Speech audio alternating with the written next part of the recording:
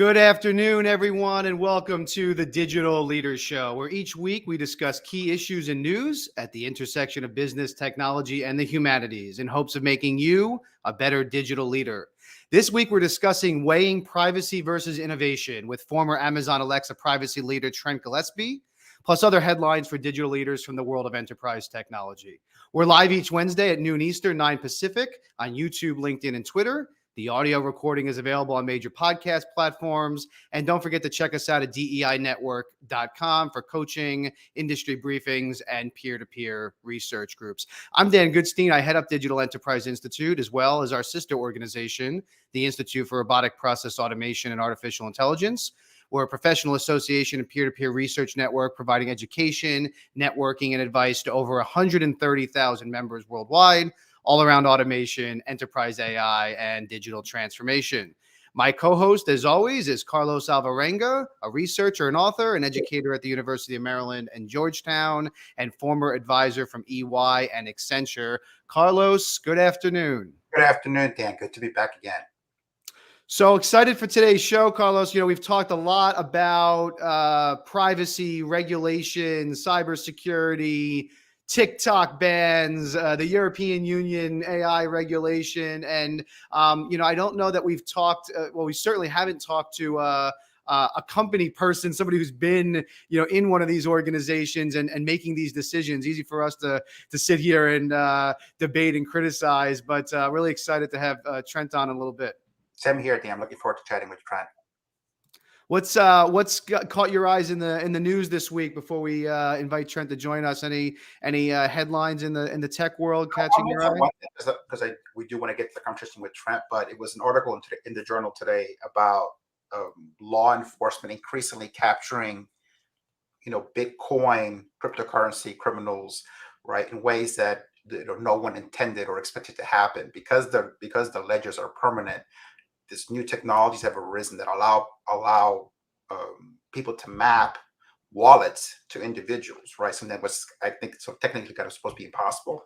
So once again, the law of unintended consequences kind of kicks in, and what was supposed to be an anonymous technology, a way for transactions to be made away from the prying eyes, right, of governments, it turns out to be not quite the case. And just a very interesting article about people who suddenly found, the FBI or somebody knocking on their door and asking about transactions that were supposed to be, right, anonymous. So that, and of course, this morning, some relatively positive inflation data. It did go up, but it went up at the lowest amount we've seen probably in a year. So we'll see how the markets react to that today. Yeah, I mean, the one that jumped out at me, which is perfect timing for this conversation today, is that there's apparently a bunch of videos at Tesla that were supposed to be anonymous and private from Tesla vehicles circulating around Tesla employees, and not just for betterment, product improvement. So, it gets to this conversation about, how private is this stuff actually? And part of what I want to, ask Trent about this, this new revelation, which, it keeps happening over and over. There's another cyber attack, supposedly, or at least a leak as well at the Pentagon, where all this top secret documentation about the war in Ukraine, resurfaced. So it's tough to get through a week without hearing something like this. Before we bring Trent on, right, relative to that, the Pentagon one, then there's a debate about, is it even real, right? And all the announcements that I was reading about, okay, does the formatting, there some of them were slides, is it formatted in a way that sort of lends you to believe that this is a legitimate quote unquote hack, right? Or is this just a plant by somebody who wants you to think that the Pentagon was hacked? So I think there was even a debate about what percentage of it was real and what percentage of it was sort of manufactured quote unquote leak, right? Yep. Well, let's invite our guest. Welcome to the show, Trent Gillespie. Thanks, Trent, so much for joining us. And not to disparage other recent guests, but I've been particularly excited to talk to you. I've been a big fan of all things Amazon for a long time. Slightly obsessed with following the Amazon journey, especially when I got my first Amazon Alexa, which is now running my smartphone with an Alexa in every room. And so I'm excited to talk to you. Thanks for joining us, first of all. And why don't you start by explaining a little bit of what your role was at Amazon, but also what you're doing now? Sure, and I'm very happy to be here, and thank you for the introduction and the invite to the program. At Amazon, I was there about 9 years, and I did a few different roles there. The first thing I did is I actually helped Amazon figure out how to do global expansion. And so that was the first problem that I was kind of given, and that was across all businesses and geographies. And so I stepped in to figure out how to make that more effective for Amazon during its high growth period. And then second, I moved over to the Last Mile Technology Group and managed their innovation and project portfolio across everything that needed to do or to be done at Amazon to launch delivery globally, right? This is all the Amazon delivery vans that are out there and everything underlying that. And then finally, I moved over to Alexa, and I created the Alexa privacy, risk, and compliance function to define what privacy standards Alexa needed to meet, and then ensure that Alexa actually did. And that was the whole organization, including other groups like throughout Amazon that might have used Alexa data.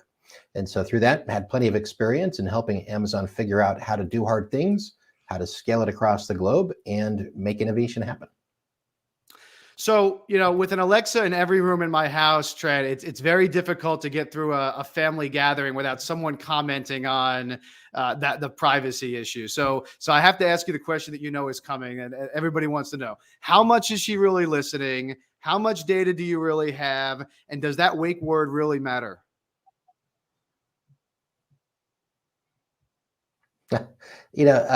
She does listen all the time, right? That is really a key part of the model, right? But it's a matter of how does Amazon record the data? When does it listen in and actually send that to their servers? And then what do they do with it, right? I was responsible for figuring out what those minimum requirements were and making sure that they were followed, right? And so I was pretty familiar with it. Now, I did leave there 2 years or so ago, and of course things change. But I looked at the code, I audited the code, I dealt with anything that came up where people would complain about any curious behaviors that happened that they thought might have been privacy impacting, right? And so I had a pretty wide view to it. I use it. I've got one right behind me here. I've got, every product. I was a beta tester of all of them. So I can say it met my standard for privacy. I wouldn't be using it if I wasn't confident in it. And Amazon really put forth significant effort to make sure that it's meeting the privacy expectations, right? And so there's a couple things to know is that, of course, you've got regulations that came out, GDPR, COPPA, whatever. Those are important, but Amazon actually has a much higher bar than those regulations, right? And so at Amazon, what we referred to a lot was the customer promise. And so if you go and look at Amazon's website for Alexa, right, or materials, there'll be statements that are made, and these are statements like, how long is data going to be retained for, right? That's a customer promise. And we consider those the same weight as a regulation, right?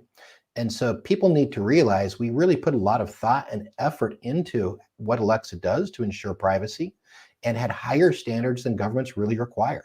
And we tried to exceed that.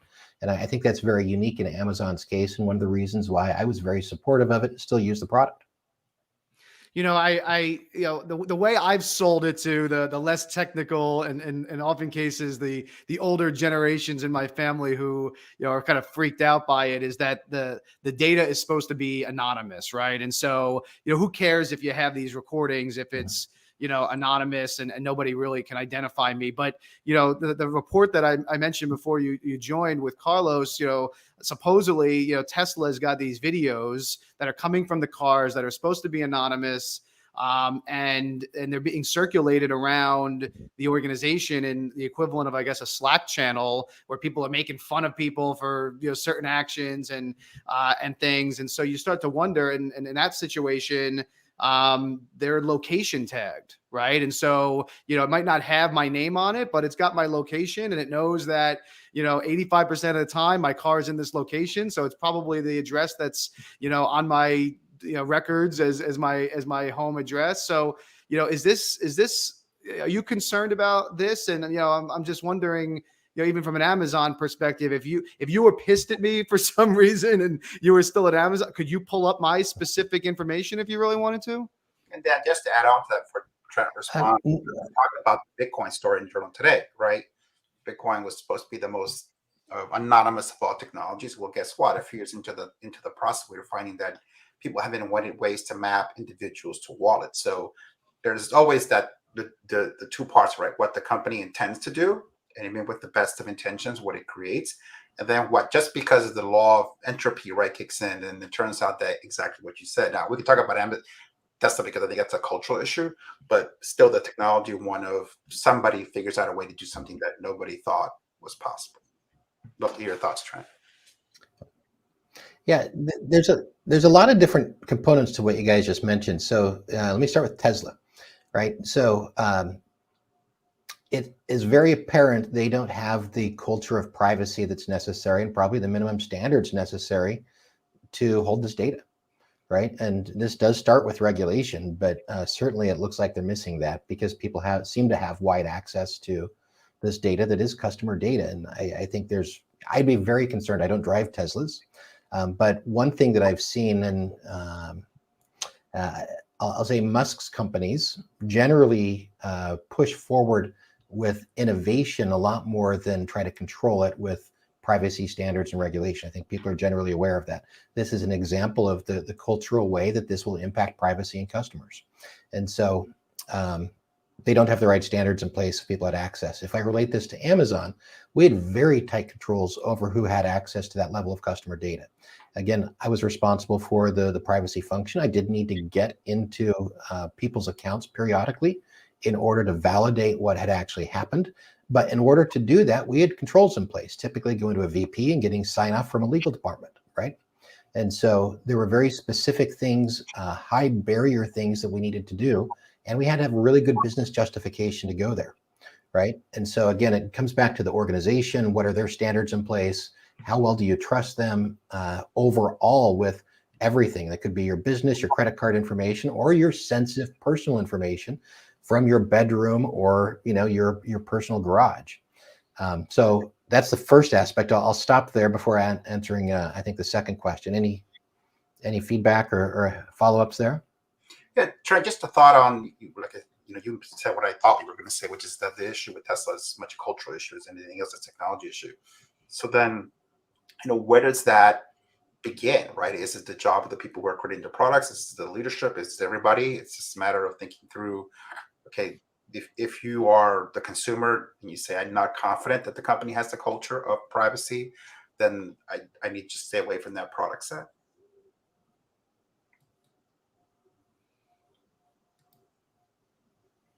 Well, I think it all starts with leaders, and this is all aspects of culture and really any company. And I talk about this a lot on the innovation side, but it applies to privacy as well. Your leaders need to figure out what their perspective is. They need to understand what customers expect and try and do their best to meet it. I think it's very clear that Tesla's not, right? And that goes back to the culture. Now, of course, there's a lot of different things that start to play to support that culture, but that starts with leaders. You might need groups that focus on training, right? Setting the minimum standards for how customers or customer data should be handled, right? There needs to be auditing programs to make sure that it's followed up on and people are doing the right things. And so there's really a lot of stuff that should be built around that a company that really is privacy oriented is going to build. Another one is risk management, right?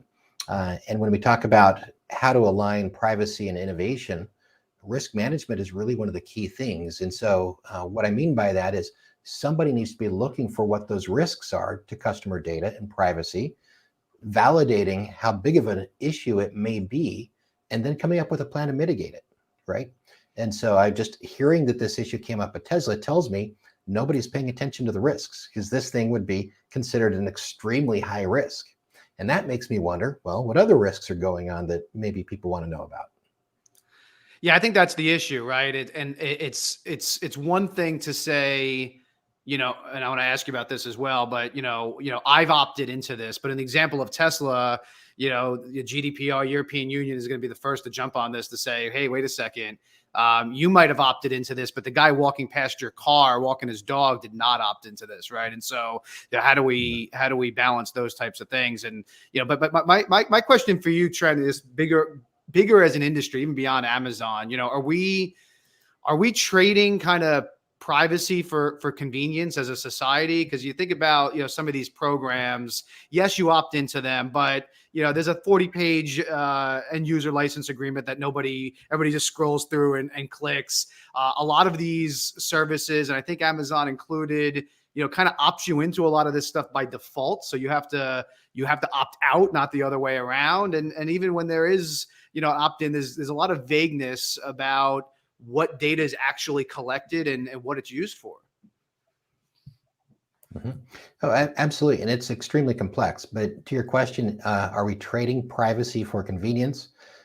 Well, sure. I think we are. But I actually think about it a little bit differently in that, are we trading privacy for value? Right? It's not necessarily convenience. Yeah, maybe it's convenience that something can save us time. But most of these things are something that we're trading privacy to get something out of it, right? And that might be entertainment, that might be, safer driving in the case of Tesla, or, whatever it may be. But you've got to really keep in mind that people just don't give away privacy generally for nothing, right?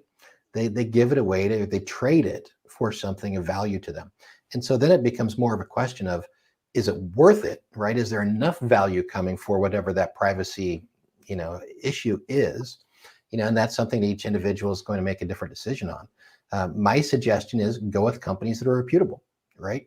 If they're trying to do the right thing, that's generally enough. And honestly, that's what regulators typically are looking at. There's one thing that I say often, which is no company can actually meet every regulation and be 100% compliant.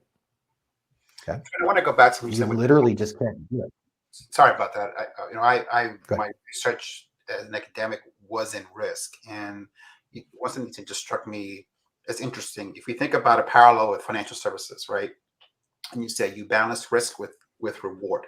So the profit you make has to balance against the risk you take to achieve that profit. If profit is to financial services as innovation is to tech, then one of the things that seems to be missing is that in financial services, we separated risk from the profit-making function, right? It stands independent because the decision was made that the people who are incentivized to make the profit can't manage themselves from a risk perspective. And so that needs to be an independent role within the firm that sets, and it operates at two levels, right? At a macro level where it sets kind of the rules of the boundaries of the system. And then at an individual level, with respect to what any one trader can do or team of traders.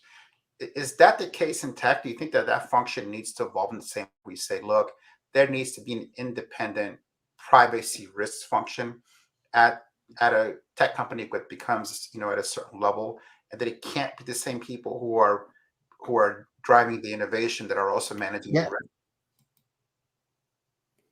So what is that? Was that the case at Amazon, Trent? Or yeah, absolutely. And if you look at regulations like HIPAA, you have to have a risk management function. Okay. That's one of the things that I did own. We created the first risk management framework for privacy within Alexa, and we did the audits and worked with leaders to figure out when we found things that we were concerned about, how to address them, right? And so again, that's because Amazon, we knew privacy is very important. It was one of the key reasons people would not continue to use or would even not purchase Alexa. And so for us, it was a very important marketing issue and customer issue on top of that. And Amazon's brand is very important. So we tried to address these risks, find the risks, and proactively do it. But of course, some things will happen. And that's what I mean. You can't ever be 100% because things do happen, right? Especially in a super complex organization and with some of this product. And so it's really about, are you trying to do your best? Do you have the right intent? Are you putting the right controls in place, be that with a risk management function or whatever else?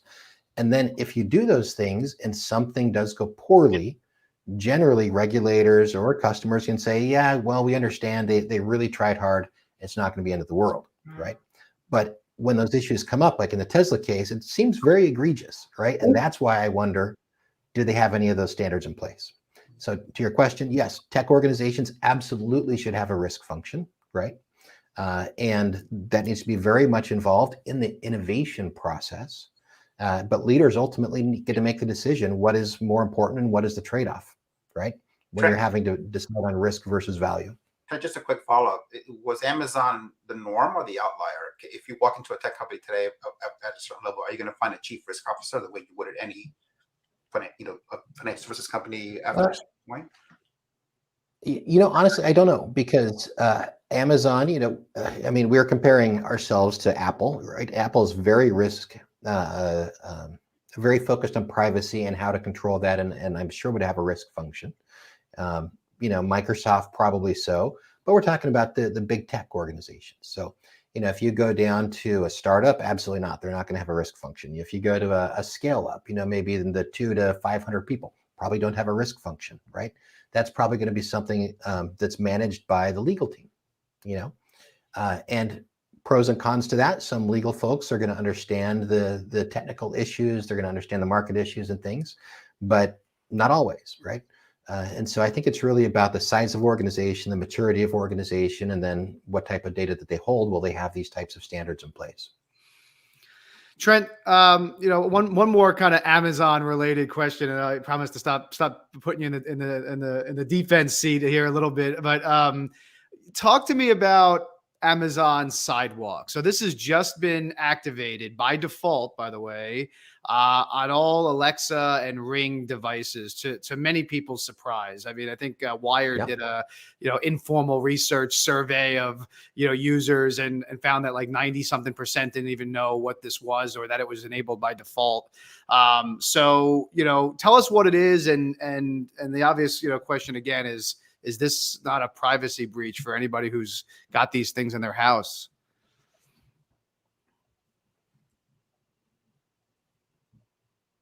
Mm-hmm.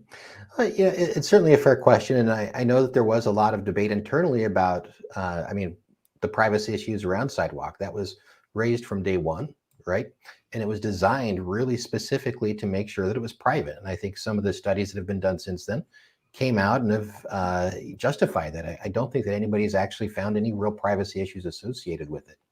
But it was a change, right? And I think that's the key thing that people didn't expect, because these products were not built with Sidewalk originally. It was an add-on feature. And so people are surprised when it has new capability that could potentially have a privacy impact. And that can be disappointing to folks depending on how that's handled and rolled out. So I think maybe Amazon could have done that in a better way to roll it out. But at the end of the day, I actually think it's a benefit for consumers, right? And again, it goes back to that value thing. If now through these devices being kind of omnipresent, you have more of a mesh network that all of these devices and IoT devices and things can connect to, that's great. I use Xfinity for my cable modem, and they've done the same thing, right? So all of your Xfinity modems now have the ability to share your internet bandwidth with other people, right? So this has now become a bit more of a standard thing. And so I think it's really about, are the right protections in place technically? And I think they are at the Sidewalk. And how have you messaged it to your consumers to get their buy-in to it and the value it creates for them? Yeah, I think it's funny because the other part of this is that Amazon being the leader always is the one in the hot seat. Yeah, and the Infinity example is a great example. I remember reading the fine print on my cable modem maybe 7-8 years ago, and we have Optima Maltese in the Northeast, and they were doing that 8 years ago. They were creating hotspots across their entire service network using a slice of bandwidth from your cable modem. And again, by default, they were doing it for a long time. Nobody really kind of figured it out or cared at that point. But I think on the Amazon side, the challenge is people being kind of surprised by it, that they voluntarily put these devices in. And as you even rightly pointed out, when I opened a box and I put it in, it didn't have this, but now all of a sudden I'm sharing bandwidth with my neighbors. And part of it too is, Carlos and I've talked a lot about on the show too. I think people will be more willing to do these things if they got the value, like you say, and it was more upfront. Hey, you're going to give this up, but here's really what's happening. Here's what we're sharing. Here's what we're not sharing. Here are the risk reward equation. But to me, this was rolled out because I think Amazon knew that if they asked people would say no. And if everybody doesn't do it, then it doesn't work, right? And I guess Absolutely. And there's the other issue, I think, here that I think there's an asymmetry. But back to Trent's comment, you trade privacy for convenience. I think there's a little bit of a challenge, though, because the average person doesn't weigh having and not having privacy equally at that moment, right? It tends to be a little bit like health. Otherwise, we sort of assume health is good until you don't have it, and suddenly not having it becomes a sort of overwhelming concern in your life, right? The people who said, fine, Mhm. take the video you want on my Tesla, weren't worried about it, didn't weigh equally having and not having until suddenly their video might be on the internet somewhere. So Right. one of the challenges is that Yeah. there is an asymmetrical, I think, perspective when somebody clicks that EULA that makes it challenging, because to the point, it isn't until later when you've lost that privacy that suddenly the full weight of what you were weighing in the balance suddenly becomes Mhm. Yeah, absolutely right. And I think that there's a couple other really interesting things on privacy, which is Amazon is really the bleeding edge, right? And that's actually one of the reasons why I left, because after a couple years of dealing with that and waking up every morning to a new news story or whatever, when COVID came, it was like, I don't need to have that stress anymore, right? And so I left, but Amazon is the bleeding edge, right? Um, and that means Amazon understands that and is trying to do the right things, but that also means they're at the one that's figuring out how to respond, right? What I worry about more than the big tech are all the other companies in between that are not in that spotlight. And I wish that the journalists out there and people that are interested in this were actually paying more attention to those organizations than really the big tech, right? Because I think that's where the most vulnerabilities come from, the most uh, when you have a big hacking event, you get an alert that your information has been stolen from your credit agency or whatever.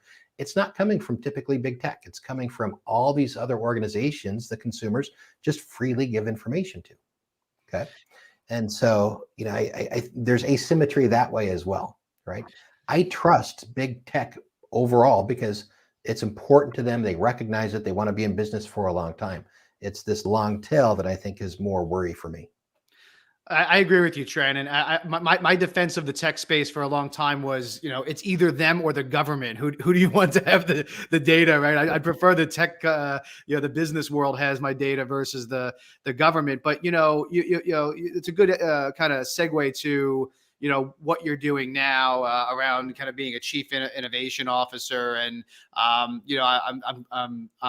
agree with your point. When we were in the outsourcing world before we rebranded around Digital Enterprise Institute, we were the Outsourcing Institute, and the biggest issue around risk, as Carlos knows, was not the big companies. It was third-party risk. It was the companies that sub to the next guy, and ultimately, at the end of that path, was this small company who didn't have the same compliance and regulations. I think that the big Target hack from a number of years ago was a third-party vendor, right, that had access to Target systems and was able to access it, that way. So, that's definitely a bigger concern. How do you advise your clients now? You're doing a lot of work now around helping enterprises with transformation and innovation. How do you find that balance between innovating and being hesitant around compliance, regulation, and privacy? Yeah, it's really tough. It's really tough for leaders to understand. And I mean, that's essentially what I do now. And so after I left Amazon, I said that during COVID, I decided to leave and I took some time off. And I decided what I could do to give back was to help other organizations be more innovative, right? Because all this doesn't need to be held by big tech, right? Every organization can do innovation. And leaders just need to learn the best ways to do it. And some of that may be from Amazon or Microsoft or Google or whatever. But there's a big tension in leaders about how to choose the right thing to do, right? Especially when there's a privacy issue and especially when it's just technical, because many of our business leaders don't understand the technology space, right? And so there's a big tension there. I think that as far as how leaders should address it, it is make sure you're actually intentionally creating an innovation plan. What I think I've seen over the last several years is so many companies are worried about what's going on in the world, right? Be it the pandemic or now AI or whatever. People have been paralyzed, really playing defense. And I think my message is now you guys need to get out of defensive mode and go and actually create good plans for innovation and value creation going forward. And this is super important now that we've got AI on the scene. And that means leaders need to approach innovation a little bit differently. You need to be aware of the risk for sure. aware of compliance issues for sure, but you need to make smart decisions about where value might outweigh what those risks are. Trent, I wanted to ask a little bit about, since we're on the innovation topic, because you seem to unite the issue of value creation and innovation. I would push back a little bit. Sometimes, my wife's a scientist, and in her world, somebody can create an innovative way of doing things, but it can't be used, right? It has no application, so it can't create value at that moment. Somebody 5 years later, right? And CRISPR is a good example of that, right? It sat kind of in the library for 10 years until Duda and other researchers figure out a way to put this thing to work. So can you have an innovation, quote unquote, that isn't value creating and has to wait for another step or another thing to be created before it can sort of fulfill that ultimate criterion? It's a great point. I defined innovation differently than almost everybody, right?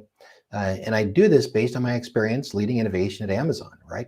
And so I'll tell you my definition real quick. And for me, innovation is the process of creating future value from something new, right? And the reason I put it this way is because people don't recognize there's a process behind it. There's a system of innovation you can put in your company.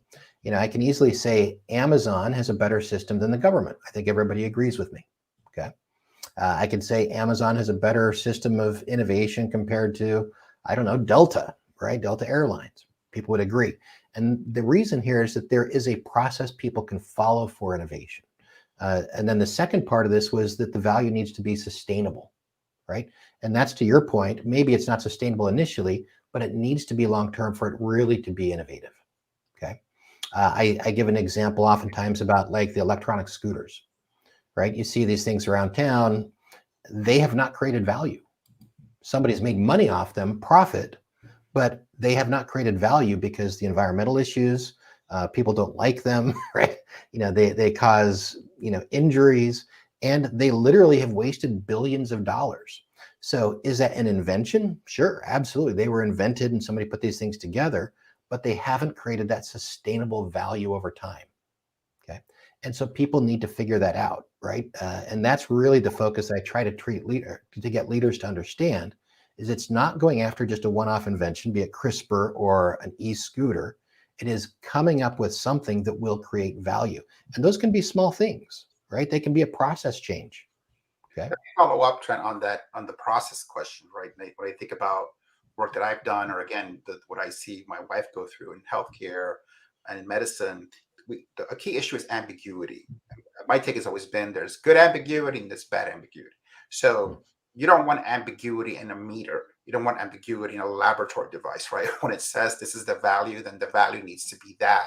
The steps you take. Now, what the outcome will be, how many rounds of protocols it'll take you to be right, that there's some ambiguity. That I found that one of the hardest to get right is to define as an organization, where is ambiguity allowed, where is it not allowed, and then how do we measure whether, right, the processes has sort of the right amount, what is the right level of unknown, right, as we go through innovation. And any thoughts on the question of ambiguity? Yeah, that's interesting. I haven't really thought about that aspect in exactly that way. Innovation creates value, and if it were very clear, everybody would do it, right? And so certainly it's about how to identify opportunity. It might be ambiguous, and you need to figure out a way to approach that where you take that ambiguity out, right? So I don't know, I could give like an answer of a percentage of ambiguity or anything, but when we're starting projects, you need to have a very clear vision as to how it's going to help your organization. Okay. That's the number one thing. And the model, the framework I give a lot is DFV. Okay. And I think every leader needs to understand this. It's critical. And what it stands for is your idea needs to be desirable by customers first. You need to prove that. That takes ambiguity out if you do it, right? The next one is it needs to be feasibly possible to create technically, right? And so again, that would reduce ambiguity if you focus on it. And then thirdly, it needs to be a viable product for your business strategy. Okay. And so like in the e-scooter situation, can you just continue to spend billions on these scooters and never make money off of them? Probably not, right? And so if you always approach your innovation projects asking these three questions, it makes it very simple, right? And there's very clear steps you can go through. And this is where testing comes in, right? So the very first thing I tell people when they're looking at these types of innovation and projects is go out and get proof that customers desire your product. It's actually simple to do. Okay, there's now online survey systems. You can literally in 24 hours get 100 responses, 1,000 responses to whether or not anybody's even interested in your potential product in 24 hours. Okay, and do the same thing for B2B use cases. A new system I love called Winter, that's exactly what they do, right? So I can create a question, send it out to a bunch of executives, and tomorrow morning, wake up and I have an answer to whether or not executives are interested in my product. Okay, so that's how you take ambiguity out, right? And there's processes you can go through continually to do it. You know, Trip, most of our network is B2B, large enterprises, large complicated corporations, and I've had, you know, so many conversations over the years about, you know, almost a little bit of an animosity, maybe a jealousy of the born digital companies that are so nimble and flexible compared to a lot of these large enterprises that, you know, that are not. But you know, I've been involved in so many of these conversations where, you know, I can't help but think that the compliance department, the cybersecurity teams, even the IT teams in general, and some of these large enterprises block innovation more than they innovate these days. Do you agree? And how do we fix this paradigm? Oh, yeah. You know, absolutely. I absolutely agree with that. I've worked with multi-billion-dollar companies where it's a legal team making all the decisions, right? And again, legal, they're important, but are they ever creating value? In most organizations, I think the answer, unfortunately, is no. They're not a value-creating organization. That's not their mission, right? And so if they're the ones making decisions about innovation, I think you've got a problem. Okay. And I think that also goes for compliance, for security, for risk functions. Again, they're incented to look for problems and make a big deal out of them. That's what you've hired them to do. That means you need to have leaders that are appropriately knowledgeable about how innovation works and business strategy and can make an intentional decision to measure that risk compared to what the future value might be for the organization and then do it, right? But it needs to be a very intentional leader decision, not a decision by the security and risk teams, right? And I'll give you examples from Amazon. We had this question all the time, right? Because again, we had a whole bunch of different security teams, privacy teams, whatever, and things would come up and somebody would say, oh, you can't do that. And we would take it to leaders and the leaders would say, well, you know what? I'm the leader of, you know, choose your organization, Alexa. I am deciding that we're going to do it. And this is, you know, these were conversations around like sidewalk or any number of different things, right? Because the leader's empowered to make the decisions about their own business. And I think that's the right way to go. In other organizations, like I said, I very much see legal team says no, then the leader says, okay, I'm not going to do that. Right. And I don't think that's the right place for the legal team to be. Trent, let me ask you yeah, go ahead. Yeah, just about measuring the success of innovation projects. So I spent a bit of time around with chief innovation officers, and one of the top 2 or 3 debates we would have all the time was, how do you know it's working, quote unquote? And the CIOs tended to fall into 2 groups. There was the, you know what, you can't put a hard immediate connection to dollar thing to it. We have to find what I would call sort of proxies, right? So patents, revenue. My favorite one was, if we're hiring resumes, if we're hiring people that connect to that particular technology, then it means that we're doing the right thing, because the need for those people is kind of growing. And then there were probably a minority, but there was still a good contingent that would say, no, I don't buy into that soft stuff, right? I need to see hard ROI out of the innovation function. If I don't, then I'm not going to fund it. So where do you fall within these 2 kind of poles? Well, I think it is very difficult to measure the return on innovation activities. Absolutely. I was asked multiple times at Amazon to try and put it in place. We tried a couple times here or there, but it's just too complex to do, frankly, right? At least at the scale of Amazon. There are ways, there are some frameworks to use to look at, future profit from, prior 3 years worth of investment in R&D. I mean, there's all these different frameworks out there. Honestly, I don't worry about it. Okay. The reason I say that is I actually don't think that the way most innovation organizations are set up is the right way. Okay. And so you just mentioned you go talk to a chief innovation officer. Okay. And a lot of enterprise organizations, they've created these innovation, quote unquote, functions to go and lead these activities. But guess what? They don't really do innovation. Okay. What happens typically is they become R&D, or they do outside corporate ventures, right?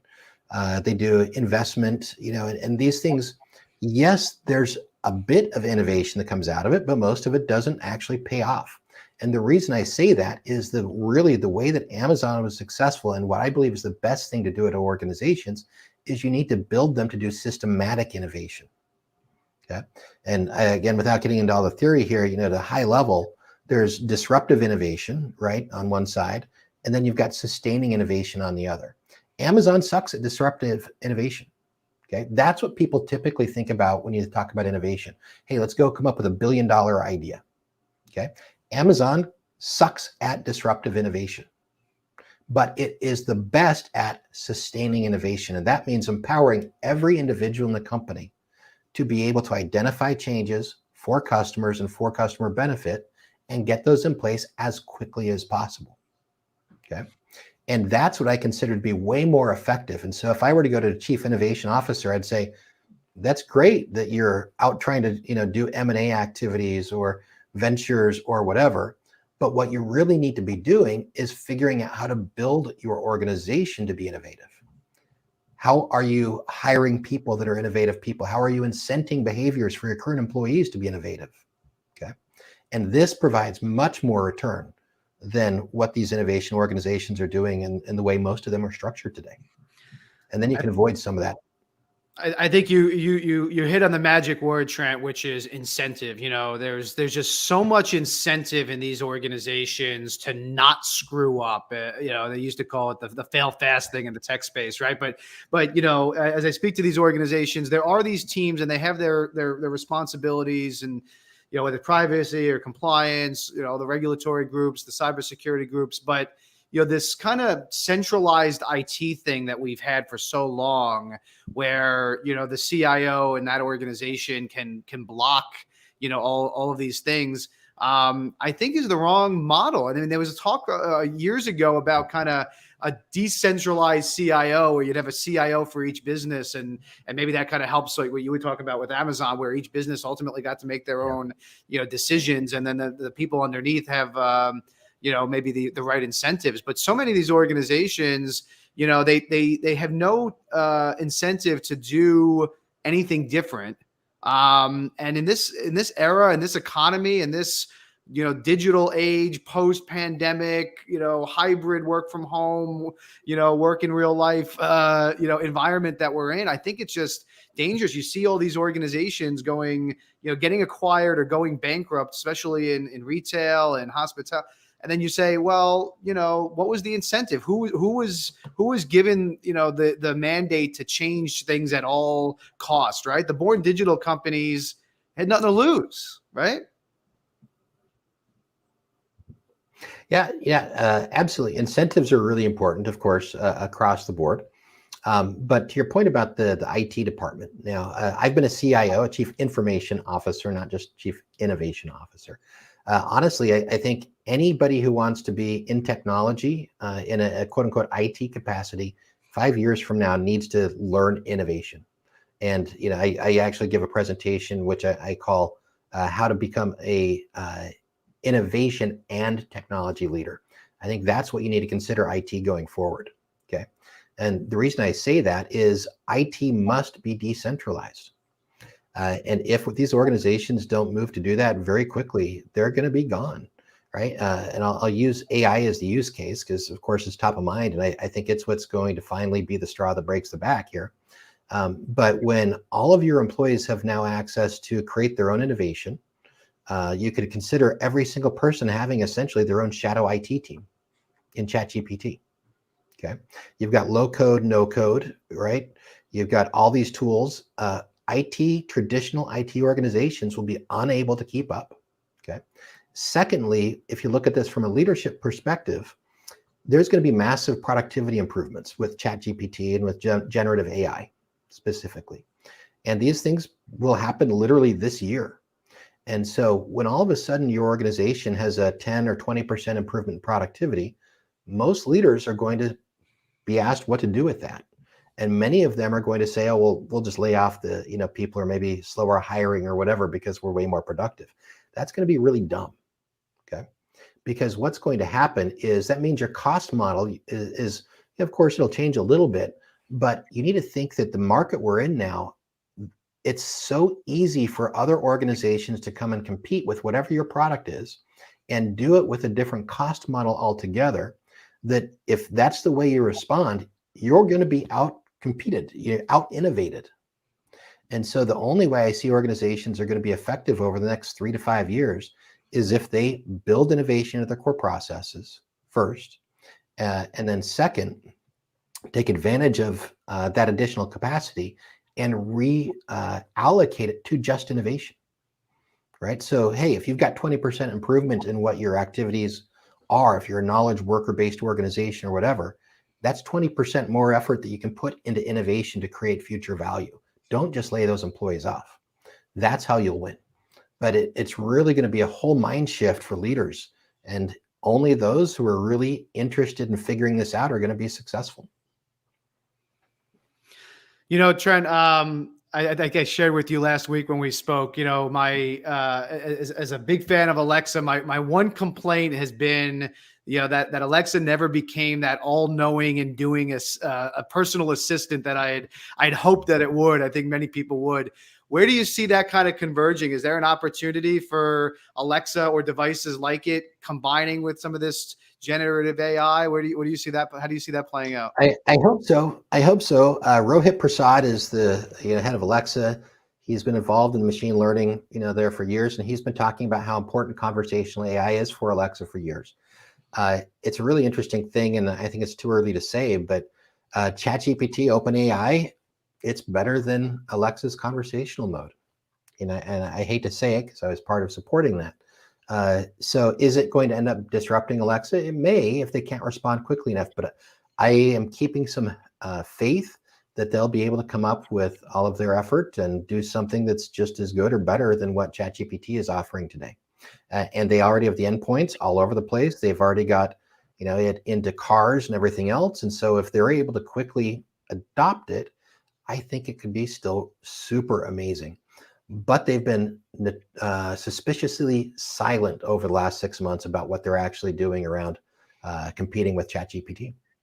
So Carlos, it was too late because Trent's no longer there, but I gave some free advice. I said they should buy ChatGPT or even just Microsoft, right? I mean, you think about, what's happening, even the home automation space, right? I mean, you have kind of Google and you have Alexa, right? But now Google's got all of the online, the search, their own kind of solutions. So to me, it seems like a perfect partnership between Microsoft and Amazon, or between Amazon and ChatGPT, to really give Google a run for its money on the, both the home automation plus the web space.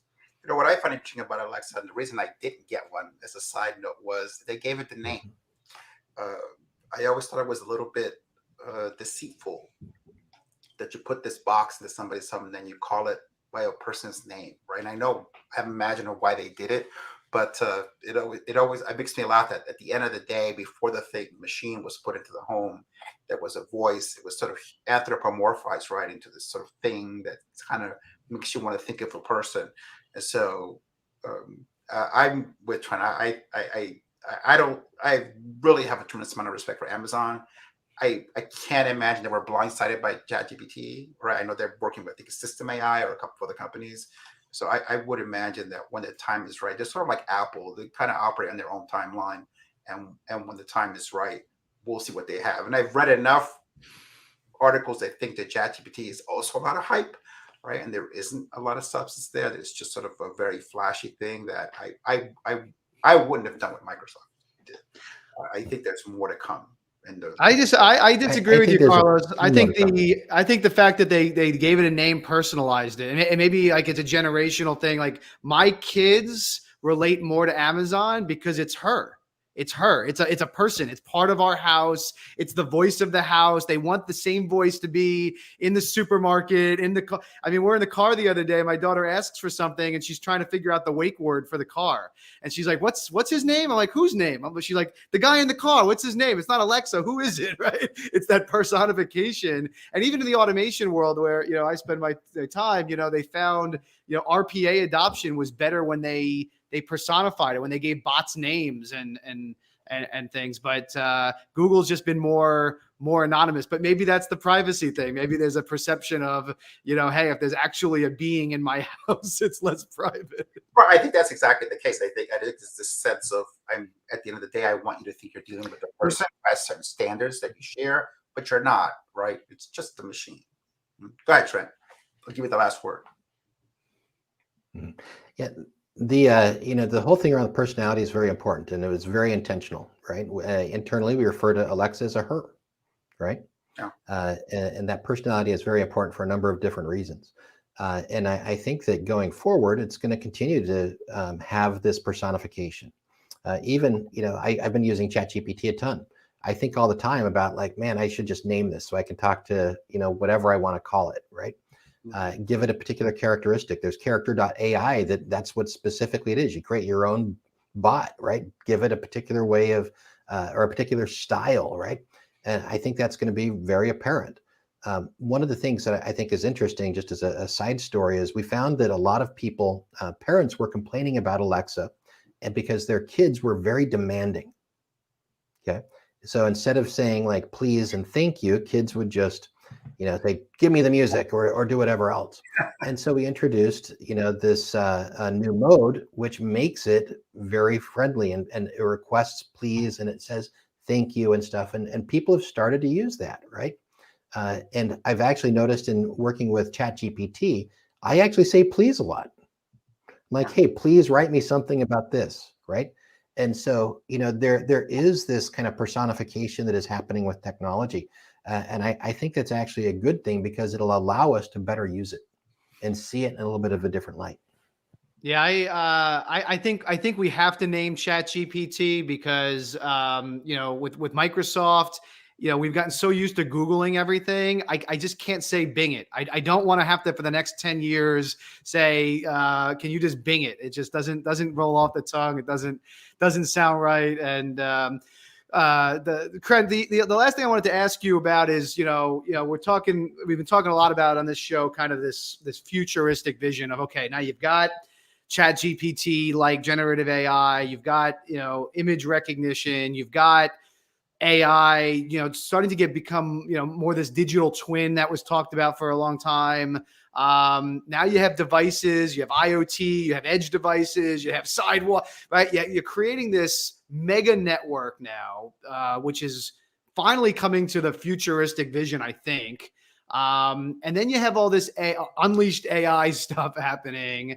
Are you concerned about that? And what do you think about some of these, tech leaders who have come out, this letter of 1,000 tech leaders saying we need to slow down AI, the European Union, trying to put some regulation in place. What is your thoughts on this? Looks like I might have lost video there for some reason. Can you see me? Yeah, we can hear you though. Go ahead. You can hear me? Okay. I think that that was a little bit of a misdirection for these leaders to come out and say it. The cat's out of the bag, right? And Elon Musk in particular, like he doesn't really care about this stuff. He wants to get his stuff done. Okay. So I think that the world is going to change. I think the difficult thing is going to be how do we deal with the changes to our society that result? Okay.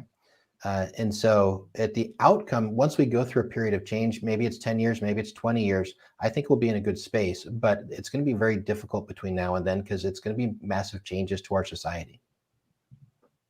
Yeah. Yeah. Well, Trent, thanks so much for joining us. I know we lost your video, but we really appreciate you joining in, and we'll have you on the show again. So thanks to Trent Gillespie for joining us today. You know, Carlos, this is very, very interesting to me because I'm just starting to see it all kind of coming together, for better or for worse. You know, it's all kind of coming together, and you start thinking, hey, this is the world that, all those movies we watched growing up kind Yes. of predicted, right? Right. We're reading about IoT for 10 years right now. And then you're right. As I was reading preparing for today's show and reading about Sidewalk, two things side. We see this, the hardware, the connectivity, the devices, right? This is the part where you go, what's ahead of me?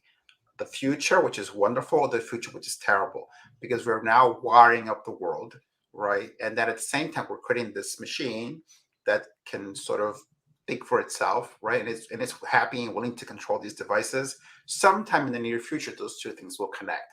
Will they connect intentionally, right, with a positive outcome for us? Or will, as we just saw, I was thinking about when the little battery sign came on, how it's a metaphor for tech sometimes.